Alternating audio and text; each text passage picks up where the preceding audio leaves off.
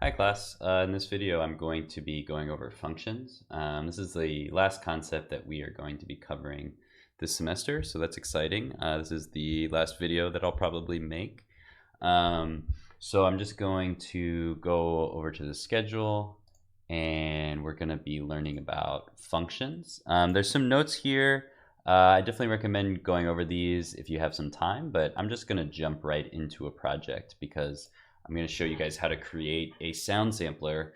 And this time, instead of using a keyboard, or if you want to combine the keyboard, we're going to use buttons on the screen. So those could be images or shapes or whatever you want to use. So I'm just going to jump right into it. So there's no a specific assignment associated with this, but if you wanted to do something with this for your final project, that would be a good option. So I'm going to get started. I'm going to go to GitHub desktop and make sure I'm on MMP 210, and I'll click show in Finder. Okay, here's MMP 210.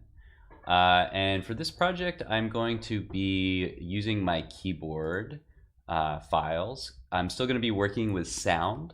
And so in order to use those sound files, I'm just going to duplicate this folder, but I'm not going to be using the same code.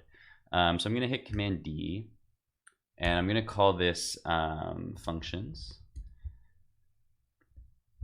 And now I'll go back to GitHub. Those buttons are gone, but I can always go to repository and open in Sublime Text. And I'm going to add a link for this as usual. So just going to increase the size here a bit and scroll down. And I'm going to add a new list item and a new anchor tag. So this one is functions. And I'm just going to call this functions. And this is the sound sampler.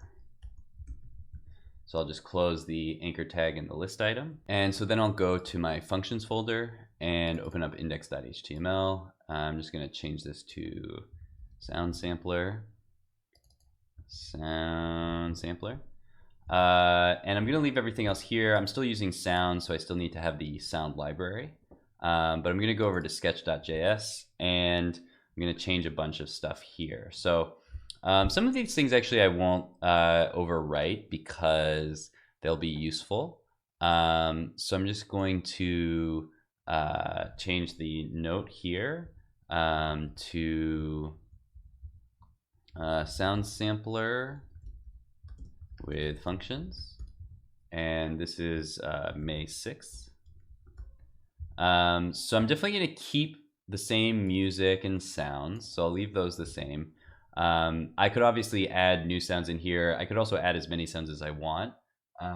So doesn't have to be 3 sounds or 1 background music. You can mix and match as much as you like. And I'm going to leave the setup the same, but everything else down here I'm just going to delete because I'm going to start from scratch. So I'm going to talk a little bit about what a function is first, and then we will get into our sounds. So I'm going to do a function draw, and then I'm just going to draw a background, and I'll just draw an ellipse. And so we know from using ellipses all semester that for an ellipse to work, we need an X, a Y, and a size variable. So I'll just do 100, 100, 100 for each, just for an example. And now I'm going to preview this. So I'm going to go to Tools and start Sublime Server, and then go back to my browser and go to localhost 8080. So I'll click on MMP 210 and go down to functions. And there we see our ellipse. And now we can open up the console just to have that ready. And so the thing that's drawing this ellipse, we're used to just writing ellipse and then we give it some parameters and it just draws. But what we don't have is something that looks like this. So even though our function draw starts with function and then we say draw, and that gets called by P5, that and the ellipse are actually doing similar things, but we don't see the other side of those functions. So let's take a look and see if we can find them in P5. I'm going to go to P5. And one of the nice things about P5 is that it's open source, so we can look at all of the code that makes it work. And so here's the P5 GitHub page. This is, pretty complicated stuff, so I wouldn't expect you guys to be editing this, but I just want to give you a sense of what it looks like. So if I go into the source, this is everything that builds P5. And I want to see what the ellipse looks like, so I'm going to go to, let's see, let's try core. Oh, there's another folder called shape, 2D primitives. Okay, let's see if there's an ellipse in here. So there's a lot of notes or comments in this code, and there we go. So it's a little bit complicated. I don't expect this to make a lot of sense, but you can see the ellipses right here, and it's a function, and it's a function that takes x, y, width, and height, and then the detail. So that's basically what we expect. So with the functions that we've been using with P5 so far, they're a little strange because the draw function, we define it, but we don't actually say when to do it. Whereas the ellipse function, we didn't define it, but we do say when to draw an ellipse. And a function actually has those two components. First, we define what a function is, and then we use it. So it's similar to a variable in that we define what our music value is, and then we use it later to load in some data, and eventually we'll use it to play. So functions are actually similar, but we use the function keyword instead. And so if we want to make our own function, we can just use the function keyword here, and we can make something, we could make our own version of the ellipse, or we could make our own version of the triangle. But what we're going to be working on today is a sound sampler. So what I'm going to do is I'm going to create a function called button. And what that button does is it draws itself, but it also has some parameters so that we can see where it is. So I'm going to call that function button. And you'll see that when I have a button function, let's say I want to draw an ellipse, I'll just actually put this ellipse code right in here. You're going to see that it doesn't do anything at first. Okay, so the button function is here. I've said function button, and I've asked it to draw this ellipse, but there's no ellipse on the screen. And the reason that is because we didn't actually call, or what it's called in programming, invoke the button function. So this is a function definition.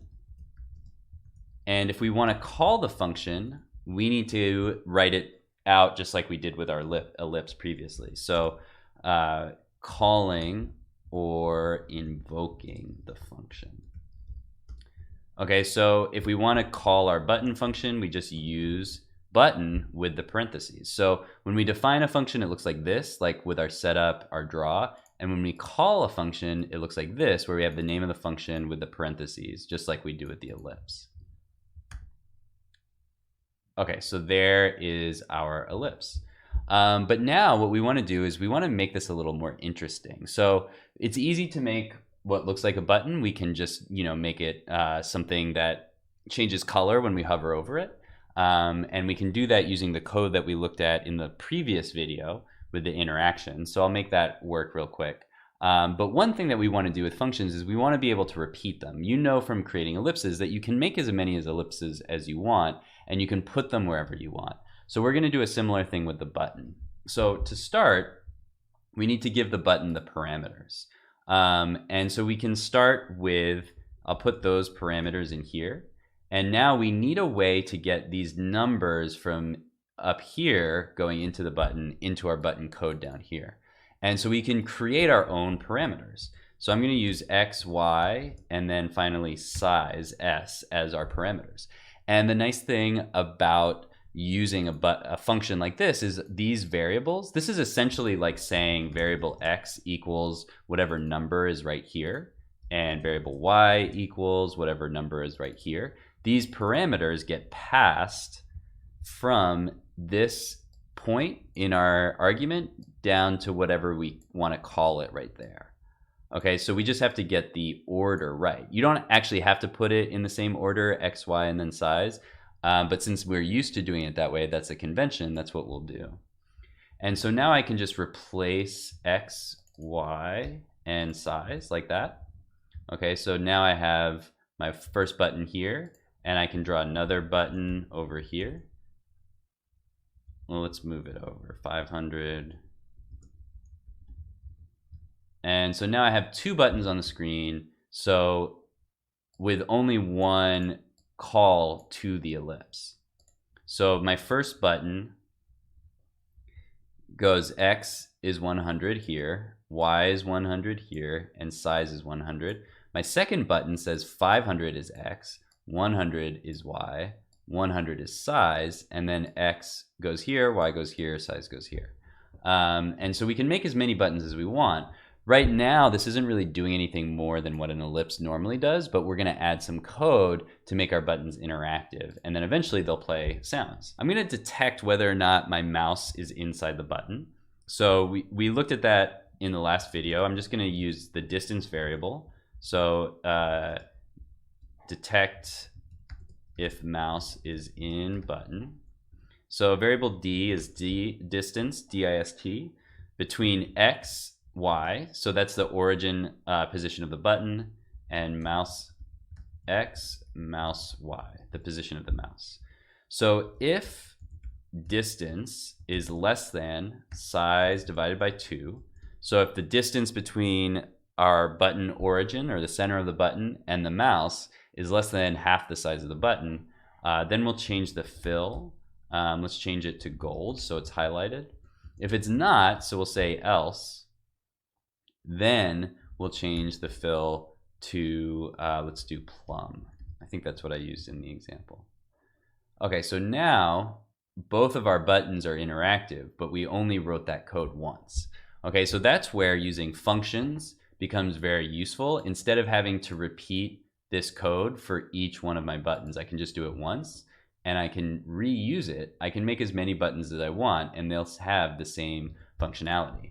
I can also add more arguments to the button if I want to change other factors like the color.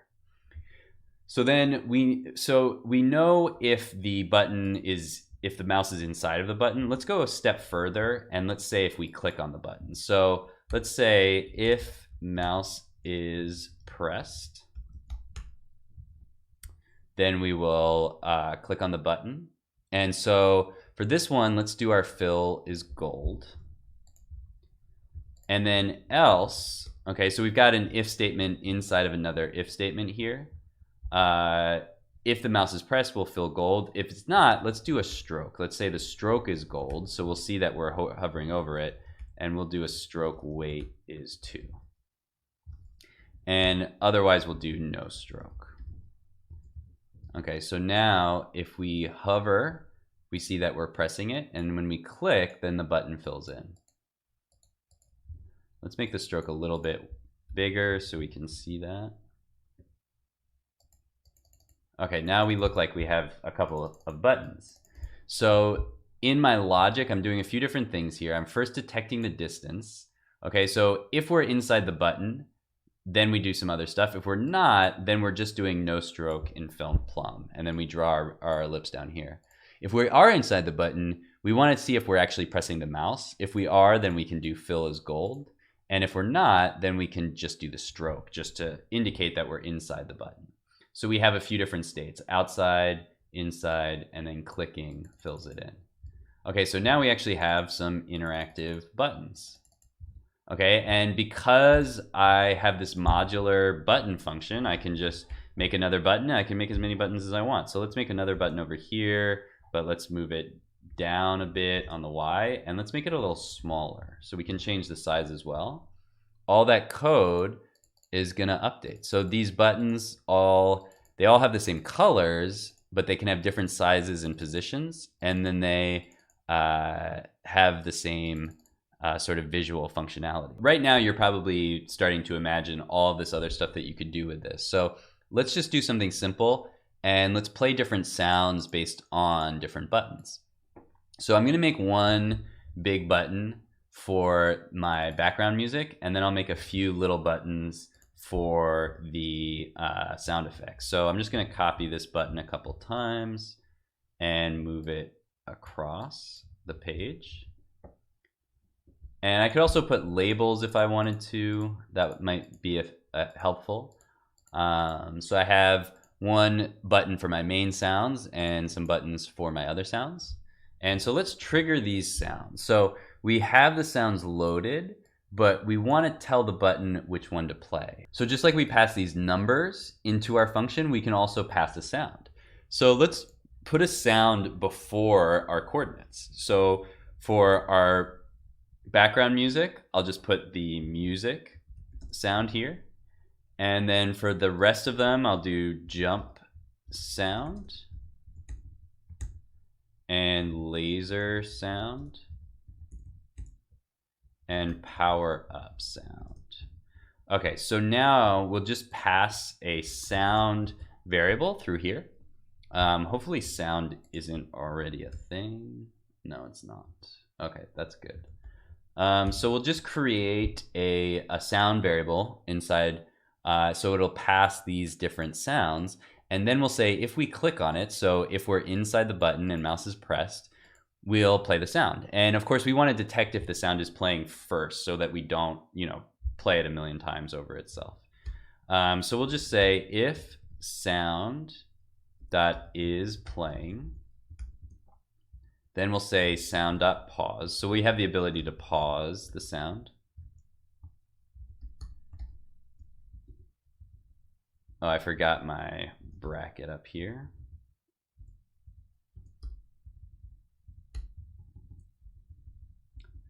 And else, notice this is my third if-else statement nested inside of this original if statement. So I can keep going. It's really important to keep your indentations here so that you know what is inside of everything else. So then we'll say sound.play. And so now we have just a little bit of code that plays 4 different sounds. So before, when you guys were working on your projects, you had to do sound.pause, sound.play for every single sound. But now we're just doing it with one single if statement. And we're reusing it. So that's really the beauty of using functions. They're modular. We can use them over and over again. So let's give that a try.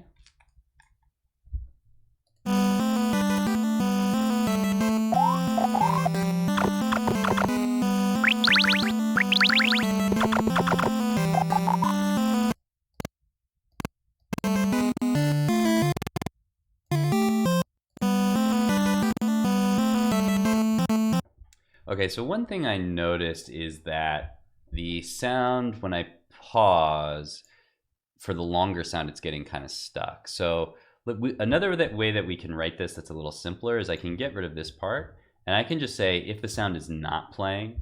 So if the sound that is playing, but then with a little exclamation point in the front, that means the opposite. So that way it's only going to play if it's not playing. That'll be better for my background sound.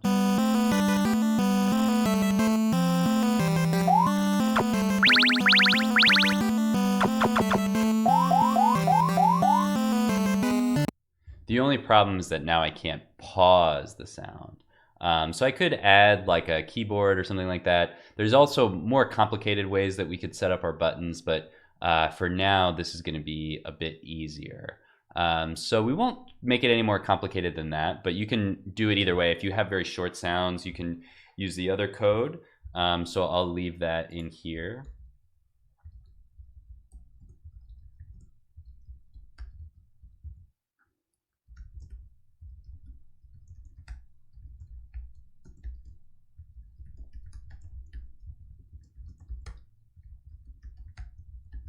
So I'm just going to leave this in here, but I'm going to comment it out in case you want to use it later.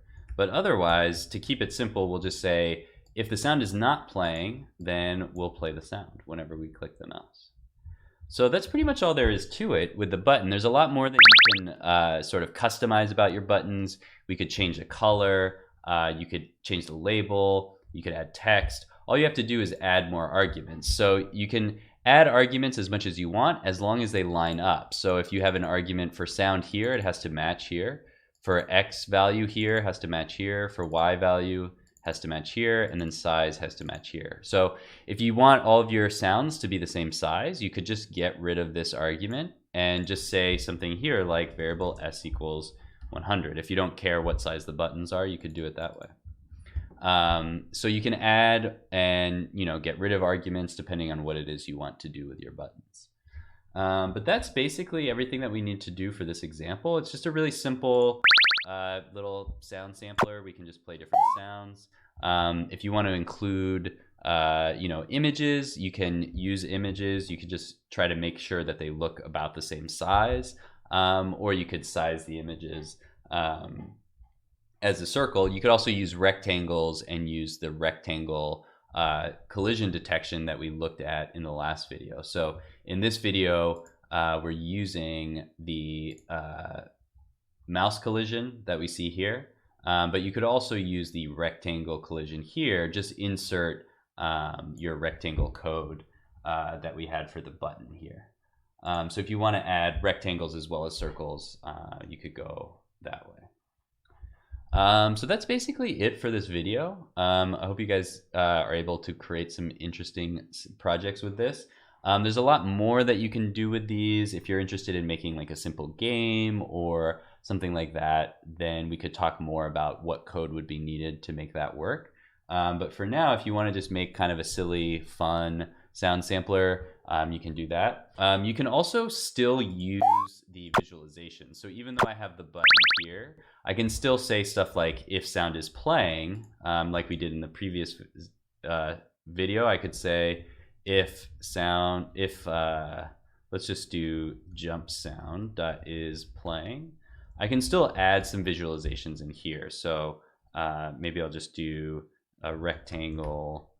Let's actually put this up at the top, and maybe I'll just do a different background.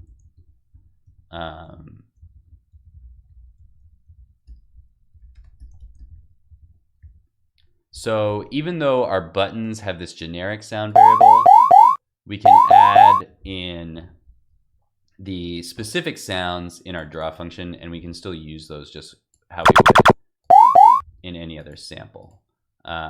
So you can still do those kinds of visualizations, or you can combine it with other code that we've done in other cases.